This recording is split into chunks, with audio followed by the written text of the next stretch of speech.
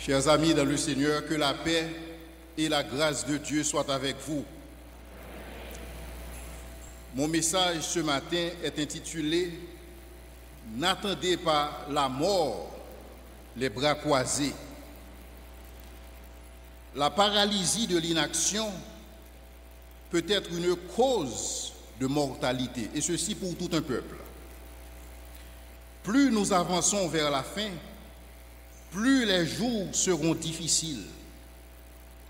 Mais certains peuples connaîtront des situations encore plus déprimantes que d'autres si, dans leur vision du monde, les choses arrivent par hasard, par magie ou par un certain concours de circonstances.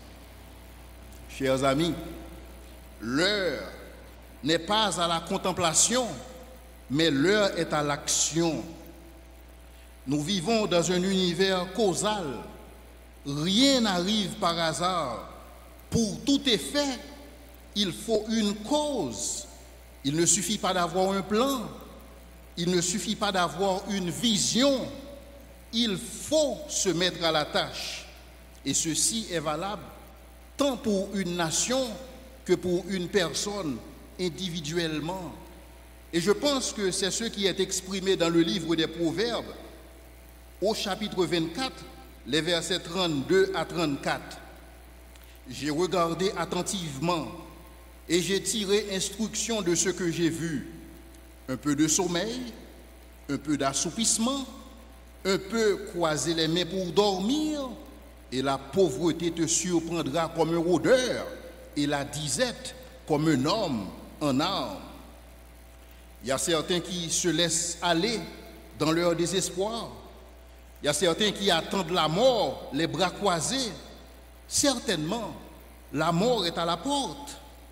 Avec ce climat d'insécurité qui prévaut en Haïti, nul ne semble être à l'abri. Non seulement l'insécurité physique, mais l'insécurité alimentaire est aussi une cause potentielle de mortalité si rien n'est fait.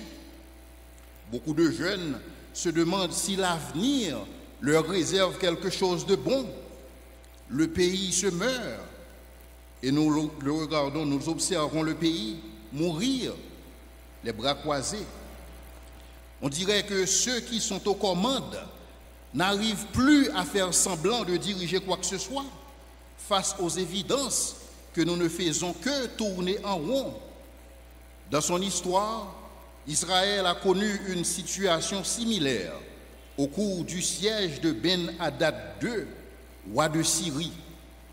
La misère et la pauvreté tyrannisaient les habitants de Samarie et certaines femmes ont dû avoir recours au cannibalisme pour pouvoir conserver leur vie, selon 2 Rois chapitre 6, les versets 24 à 33.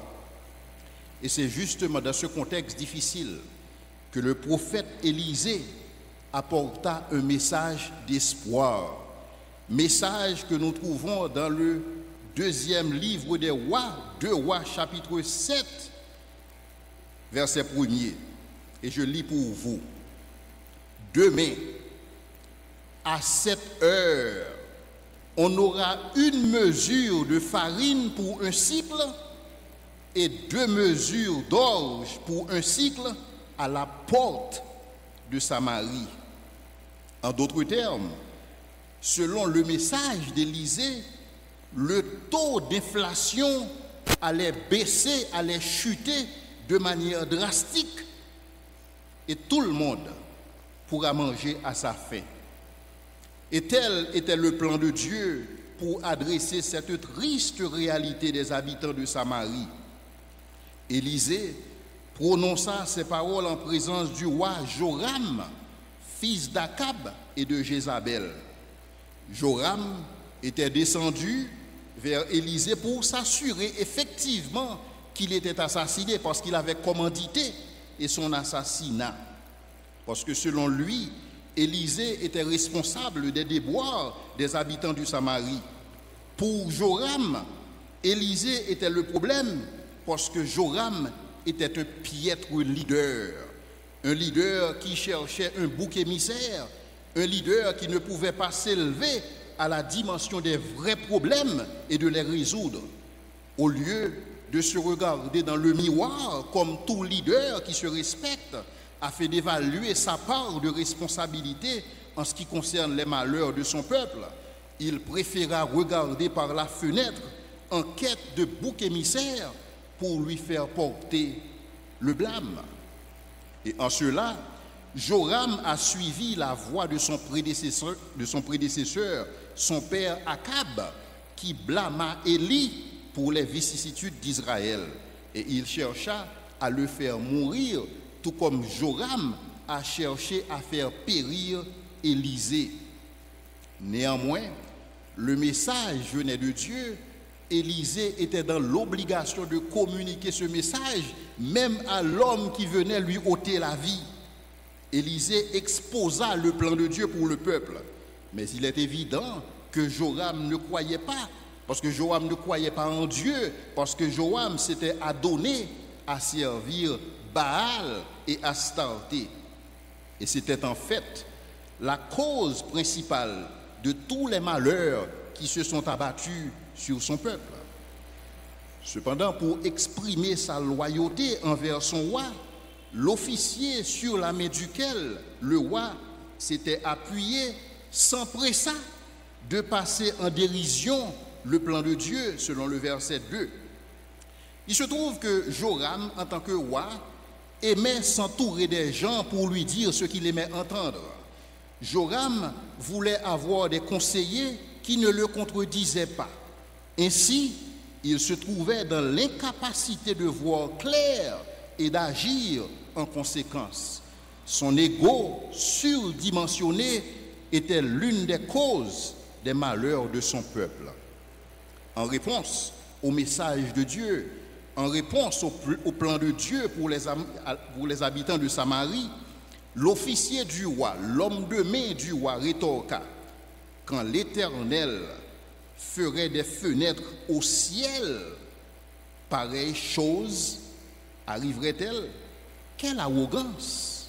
Quand l'Éternel ferait des fenêtres au ciel, de telles choses arriveraient-elles? Élisée lui répondit: tu le verras de tes yeux, mais tu n'en mangeras pas. Beaucoup, chers amis, ne croient pas dans un lendemain meilleur pour Haïti.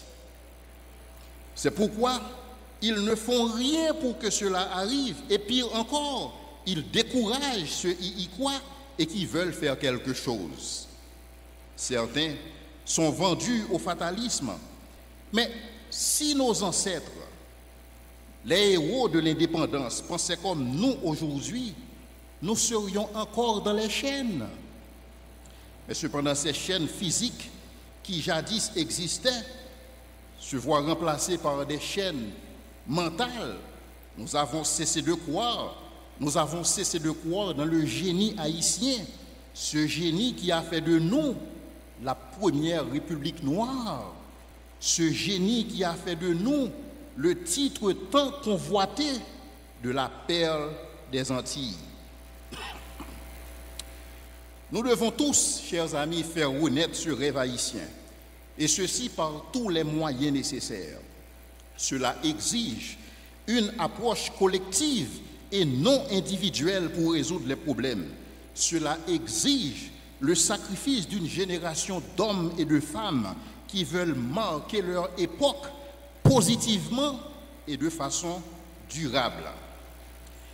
La nouvelle Haïti, excusez-moi, la nouvelle Haïti ne sera pas le fruit du hasard et de la chance. Et ce n'était pas par hasard que nous étions devenus la perle des Antilles.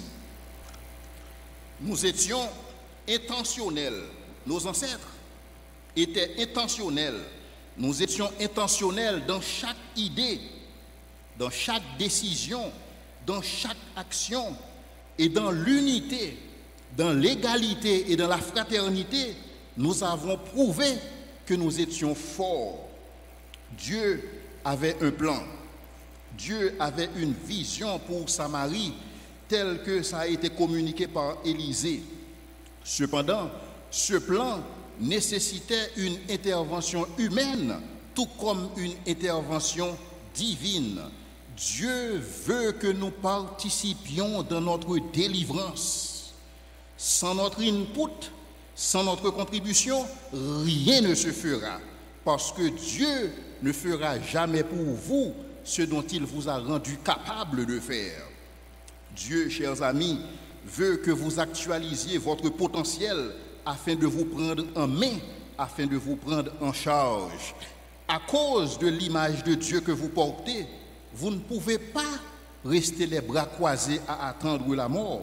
La mort viendra certainement, mais quand la mort viendra frapper à votre porte, qu'elle vous trouve à l'œuvre à forger votre destinée. Il est important de noter que cette idée que Dieu avait un plan pour Samarie, c'était une idée qui était connue seulement de peu de gens, notamment de Élisée, qui a communiqué le message, le roi Joram qui était présent, son officier ou son homme de main venu pour assassiner Élisée, et les anciens du peuple avec qui Élisée s'entretenait. Cependant, 4 personnes se trouvaient en dehors de la ville, à l'entrée de la porte. Ils étaient persona non grata. Ils n'étaient pas bienvenus car ils étaient lépreux. Pourquoi? Parce que selon la loi de Moïse, les lépreux devraient être en quarantaine ou en confinement en dehors du camp. Mais ces lépreux, chers amis, ces lépreux étaient les acteurs principaux de la scène qui se déroule dans le livre de 2 Rois, chapitre 7, et que j'ai lu pour vous tantôt. Je voudrais ce matin vous présenter 3 réalités chez ces lépreux.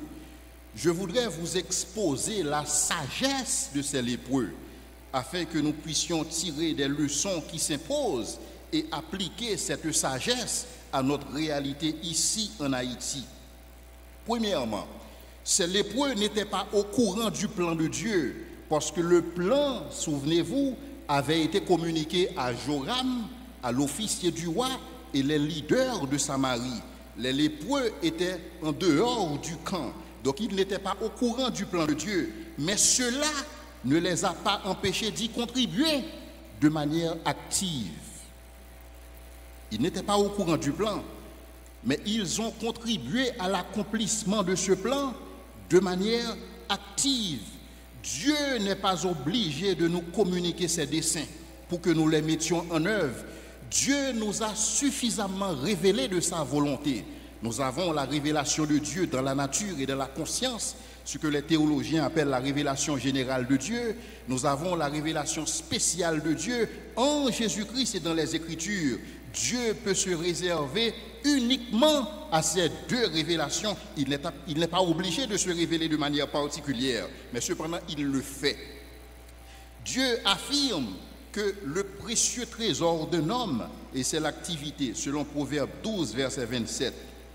Donc d'une manière générale, le plan de Dieu pour nous, le plan de Dieu pour l'humanité, le plan de Dieu pour Haïti, c'est que nous connaissions le shalom, c'est que nous soyons épanouis à tous égards. Si vous travaillez en ce sens, si vous travaillez dans la perspective du shalom, si vous travaillez dans la perspective d'un épanouissement à tous égards pour tout le peuple, alors vous pouvez être confiant que vous êtes dans le plan de Dieu pour votre vie. Et donc, que vous évoluez dans l'éducation, dans l'entrepreneuriat, dans la justice, dans l'énergie, dans les infrastructures, dans la santé, dans le développement, dans la politique, dans le religieux, si votre objectif premier est le shalom, si votre objectif premier est le bonheur national brut, alors vous exécutez le plan de Dieu pour votre pays. Les lépreux n'étaient pas au courant du plan de Dieu quand ils ont mis en œuvre ce plan. Deuxièmement, la lèpre semblait avoir affecté leur corps et non leur raison. Les lépreux ont compris. Ils ont compris que la mort était inévitable, mais ils n'étaient pas obligés d'attendre la mort, les bras croisés. Ils se sont dit, mieux vaut essayer et échouer que de ne rien essayer et échouer, car en essayant, ils peuvent éviter le remords de n'avoir pas essayé. Il y a quelqu'un qui a dit que celui qui ne fait rien court autant de risques que celui qui entreprend quelque chose. Alors, prenez des risques, mais n'attendez pas la mort, les bras croisés. Des risques calculés, il faut en prendre. Voici le risque calculé que ces 4 lépreux ont pris. Ils se sont dit, voici leur raisonnement, un raisonnement très simple. Premièrement, si nous songeons à entrer dans la ville, c'est-à-dire à Samarie, la famine est dans la ville, parce que souvenez-vous, les mères mangeaient leurs enfants. Si nous songeons à entrer dans la ville, la famine est dans la ville et nous y mourrons, mais si nous restons ici, nous mourrons également. C'est-à-dire, le choix d'entrer à Samarie, c'était un choix qui n'avait aucune chance pour eux de rester en vie. Deuxième alternative, allons-nous jeter dans le camp des Syriens? S'ils nous laissent vivre, nous vivrons. Mais s'ils nous font mourir, nous mourrons. Alors il est dit que entre 2 mots, on choisit le moindre. Alors ces 4 lépreux se sont dit, allons à Samarie. Donc, je dois vous dire que la réalité, c'est que si je dois mourir de toutes les façons, je veux mourir en essayant de vivre. Et tel était le raisonnement de ces 4 lépreux. Leur condition physique n'avait pas altéré leur jugement ou leur faculté mentale. Mais vous savez, la réalité, c'est que contrairement à ces lépreux, certains ne réfléchissent plus à la façon de s'en sortir. Ils ont complètement capitulé. Certains ont pris les armes pour détruire la vie de leurs semblables. D'autres abandonnent leurs rêves et restent les bras croisés à attendre la mort. Et même, certains arrivent à se donner la mort. Ils sont gagnés à la faveur du ministère de la mort. Ils n'espèrent plus rien de la vie. Et pourtant, le prince de la vie nous a donné sa vie afin que nous puissions avoir la vie et la vie en abondance. À sa résurrection d'entre les morts, Jésus affirme détenir les clés de la mort et du séjour des morts. Et donc la mort ne saurait nous effrayer. La question que nous devons nous poser ce matin, vivons-nous réellement? Vivons-nous effectivement? Vivons-nous réellement quand autour de nous des gens se meurent et que nous avons les moyens de leur venir en aide et nous ne le faisons pas? Donc vivons-nous réellement quand nous observons tout ce qui se passe autour de nous, les bras croisés, des gens qui tombent chaque jour? Vivons-nous effectivement? Quelle est la qualité de vie que vit l'Haïtien aujourd'hui? Et c'est ce qui nous amène à la 3e leçon que nous pouvons tirer de la vie de ces 4 lépreux. Troisièmement, celui qui ne vit que pour lui-même ne vit pas réellement. Et en fait, il est déjà mort. Celui qui ne vit que pour lui-même, il ne vit pas réellement, puisqu'il est déjà mort. Puisque les 4 lépreux ont choisi de ne pas attendre la mort, les bras croisés, ils ont décidé d'entrer dans le camp des Philistins, selon le verset 5. Et à leur grande surprise, il n'y avait personne dans le camp. Les Syriens avaient cru entendre un bruit de chars et de chevaux venant du roi d'Israël, allié au roi des Hétiens et des Égyptiens. Et c'est ainsi que les Syriens prirent la fuite, abandonnant derrière eux toutes leurs ressources. Techniquement, Dieu avait déjà fait sa part du travail. Parce que n'oubliez pas, dans ce plan que Dieu avait communiqué à Élisée, ce plan nécessitait une intervention humaine, mais aussi une intervention divine. Et Dieu avait déjà réalisé sa part du plan. Dieu avait déjà anéanti les Syriens. Dieu avait déjà permis qu'Israël puisse bénéficier de ce shalom, qu'Israël, que les Samaritains puissent bénéficier des ressources disponibles au niveau de la ville. Et tout ce que ce plan nécessitait, c'était l'action et non l'inaction des leaders d'Israël. Et c'est ce qu'ont fait ces 4 lépreux. Dieu, chers amis, si Dieu peut utiliser 4 lépreux pour délivrer une ville, Dieu peut nous utiliser aujourd'hui. Dieu a utilisé ces 4 lépreux. Pourquoi? Parce que ces lépreux avaient le bon vouloir, parce que ces lépreux avaient une volonté que Dieu pouvait utiliser. Alors demandez-vous ce matin, voulez-vous vraiment un changement positif dans ce pays? Et êtes-vous prêt à payer le prix? Écoutez bien, pour que quelque chose se passe, il faut qu'un objectif soit fixé et qu'un prix soit payé. C'est une réalité universelle, c'est partout. Pour que quelque chose se passe, il faut qu'un objectif soit fixé et qu'un prix soit payé. Rien n'arrive par hasard, rien n'arrive par la force des choses, rien n'arrive par les lois du vaudou ou par le bon Dieu bon des protestants. Pour que quelque chose arrive, il faut qu'un objectif soit fixé et qu'un prix soit payé. Et ceci est conforme à la loi universelle de la motion et qui dit que rien ne peut se mettre en mouvement sans qu'il ne soit mu par une force qui serait une cause première ou des causes intermédiaires. Donc si nous restons les bras croisés, tout ce que nous ferons, c'est d'assister à une suite de quinquennats avec une succession de leaders politiques qui continuent de précipiter ce pays vers sa descente aux enfers. Parce qu'en réalité, chez nous, plus les choses changent, plus les choses restent les mêmes. Parce que si changement il y en a, ce changement, nous l'observons dans le train de vie de nos leaders, pour qui le pays ne représente qu'une mine intarissable de ressources, capable de les mettre à l'abri du manque, à l'abri de la carence, et ceci pour beaucoup d'années. Telle était l'attitude des 4 lépreux. Telle était l'attitude première des 4 lépreux. Écoutez ce qui s'est passé dans le verset 8. Les lépreux étant arrivés à l'entrée du camp, ils pénétrèrent dans une tente, mangèrent et burent et emportèrent de l'argent et de l'or et des vêtements qu'ils allèrent cacher. Premièrement. Deuxièmement, ils revinrent pénétrer dans une autre tente et emportèrent des objets qu'ils allèrent cacher.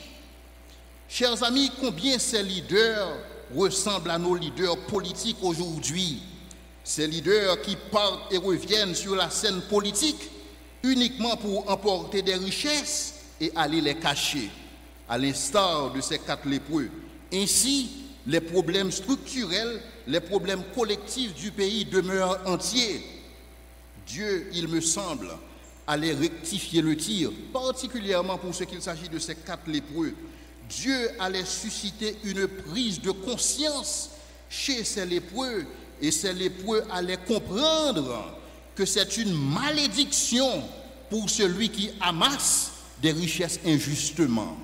Et c'est ce qui est exprimé aussi dans le livre d'Habakkuk, le chapitre 2 et le verset 9. Malheur à celui qui amasse pour sa maison des gains iniques, afin de placer son nid dans un lieu élevé pour se garantir de la main du malheur. Le shalom prévu par Dieu n'est pas possible sans une prise de conscience. Je ne sais pas si Dieu a un plan pour Haïti. Peut-être qu'il a un plan, peut-être qu'il n'a pas de plan pour Haïti. Mais la réalité, c'est que si Dieu a un plan pour ce pays, et si quelque chose doit se faire dans ce pays, ça doit passer nécessairement par une prise de conscience. Le fossé entre le riche et le pauvre ne fait que s'élargir, et l'idée de classe moyenne en Haïti tend à devenir un concept étranger. Et cependant, beaucoup aspirent à diriger le pays, beaucoup aspirent à diriger quoi? Et je rejoins Hérol Jean-François, et qui a publié un article dans les colonnes du Nouvelis intitulé « Quelle fierté y a-t-il de diriger Haïti ?» Si au final les problèmes ne sont pas résolus, quelle fierté y a-t-il de diriger Haïti? Un leader qui n'est pas en mesure d'assurer le strict minimum pour son peuple. Il devrait se poser la question, quelle fierté y a-t-il de diriger Haïti? Et nos lépreux ont pris conscience. Nos lépreux ont pris conscience que l'enrichissement personnel au détriment du plus grand nombre est une malédiction. Et c'est ainsi que dans le verset 9, nous voyons ces lépreux se repentir.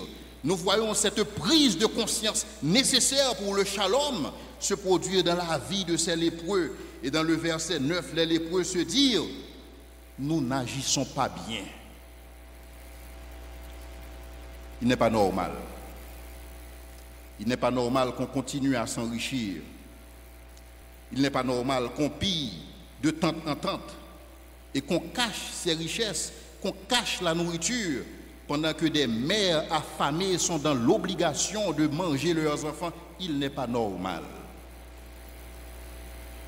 Aussi longtemps que cette parole des lépreux, nous n'agissons pas bien, aussi longtemps que cette parole ne résonne pas dans le cœur de l'élite haïtienne, écoutez bien, il n'y a absolument aucun avenir pour Haïti, il n'y a absolument aucun espoir. Aussi longtemps que nos leaders ne réalisent pas, aussi longtemps que l'élite haïtienne ne prononce pas ces paroles et que ces paroles ne soient pas des paroles seulement communiquées dans la bouche, mais que ces paroles se font sentir dans le cœur, nous n'agissons pas bien. Et c'est cette parole, c'est cette confession de la part des lépreux qui a sauvé Samarie. Imaginez-vous que les lépreux, imaginez-vous ces 4 lépreux n'avaient pas eu cette prise de conscience. Tout un peuple aurait péri. Et c'est exactement ce qui se passe chez nous, parce qu'il n'y a absolument aucune prise de conscience. Ces lépreux sont plus sages que nos élites. Ces lépreux se sont dit, cette journée est une journée de bonnes nouvelles, c'est-à-dire il y a assez pour tout le monde. Pourquoi certains doivent mourir pendant que nous nous enrichissons? Il y a assez pour tout le monde. Un pays doit être profitable pour tous ses fils. Un pays doit être profitable pour tous ses enfants et non pour quelques familles. Ça n'a absolument aucun sens. Et pas au XXIe siècle, chers amis. Ça ne se fait plus. Si Dieu a un plan pour Haïti, il s'agit que les Haïtiens s'unissent pour exploiter les potentialités du pays au bénéfice de tous. Voici le plan de Dieu pour Haïti. C'est que les Haïtiens s'unissent, c'est que les Haïtiens se mettent ensemble, indépendamment de la catégorie socio-professionnelle à laquelle ils appartiennent, que ces Haïtiens se mettent ensemble et qu'ils exploitent pour eux-mêmes, pour tous les fils du pays, les potentialités du pays. Mais nous devons agir en conséquence, car Dieu ne jouera pas à notre place le rôle de gestionnaire ou d'intendant de ce coin de terre. C'est-à-dire, si les Haïtiens ne s'unissent pas, rien ne se fera dans ce pays. Et Dieu ne fera rien pour ce pays. Parce que Dieu ne fera pas pour nous ce dont il nous a dotés, ce dont il nous a donné la capacité de le faire. Donc continuons de prier Dieu et croiser les bras. Et c'est alors que vous allez voir la pauvreté nous saisir comme un rôdeur et la disette comme un homme en armes. L'heure, chers amis, n'est pas à la contemplation. L'heure est à l'action. Nous ne pouvons plus nous permettre de rester silencieux. Nous ne pouvons plus nous permettre de rester passifs. Et c'est ce que les lépreux avaient compris. Ils se dirent, écoutez bien, si nous gardons le silence et si nous attendons jusqu'à la lumière du matin, le châtiment nous atteindra. Les lépreux ont compris que l'heure n'était pas au silence. Les lépreux ont compris qu'ils devaient agir et qu'ils devaient agir vite parce que le salut de tout un peuple en dépend. Donc venez maintenant et allons informer la maison du roi. Ces lépreux raisonnables ont par leur sagesse sauvé la ville et ce faisant, ils ont accompli le plan de Dieu sans le savoir. Chers amis, vous n'êtes pas obligés de connaître le plan de Dieu pour agir. Il y a des gens qui se disent, c'est quoi le plan de Dieu? Le plan de Dieu, c'est que vous soyez à l'œuvre. Le plan de Dieu, c'est que vous n'attendez pas la mort, les bras croisés. Voici le plan de Dieu pour vous. Voici le plan de Dieu pour Haïti. Le plan de Dieu pour Haïti, c'est que les Haïtiens s'unissent et que les Haïtiens décident d'exploiter les potentialités du pays pour le bénéfice de tous les enfants du pays. C'est ça le plan de Dieu pour Haïti, et Dieu ne le fera jamais pour vous. Dieu le fera avec vous. Dieu est intervenu en faveur des Samaritains, il est intervenu en faveur d'Israël, mais Dieu avait sa part de responsabilité et les gens avaient aussi leur part de responsabilité, et c'est ce que les 4 lépreux nous ont prouvé. Donc les Hébreux, sans connaître le plan de Dieu, ils ont agi dans la perspective du shalom. Les leaders, les lépreux n'ont pas gardé pour eux cette bonne nouvelle. Et aussi, nous ne pouvons garder pour nous cette bonne nouvelle. La bonne nouvelle que Jésus sauve encore. Ça, c'est une bonne nouvelle. Que Jésus sauve. Jésus sauve de la famine spirituelle. Lui seul donne un sens à la vie sur la terre. Et non seulement il donne un sens, non seulement il peut donner un sens à notre vie sur cette terre, mais aussi il nous permettra d'avoir la vie éternelle et dans l'au-delà. Et ceux qui croient vont pouvoir bénéficier du shalom de Dieu. Mais ceux qui ne croient pas, ils sont déjà jugés, tout comme l'officier du roi qui s'était moqué du message d'Élysée. Le peuple, ayant appris la bonne nouvelle, se précipita vers la ville et l'officier fut écrasé sous les pieds de la foule, conformément à ce qu'avait annoncé Élysée comme conséquence de son incrédulité. Chers amis, je prie que cette prise de conscience chez les lépreux soit aussi notre partage, particulièrement pour les élites haïtiennes. Et c'est ainsi que nous parviendrons à travailler à résoudre les problèmes collectifs de manière collective et non individuelle. Celui qui vit que pour lui ne vit pas vraiment. Uniquement ceux qui sont morts sont insensibles à la misère autour d'eux. Uniquement ceux qui sont morts peuvent être insensibles à toute cette misère autour de nous. Alors, je vous implore ce matin, faisons montre d'humanité pendant qu'il est encore temps. Que le Seigneur vous bénisse.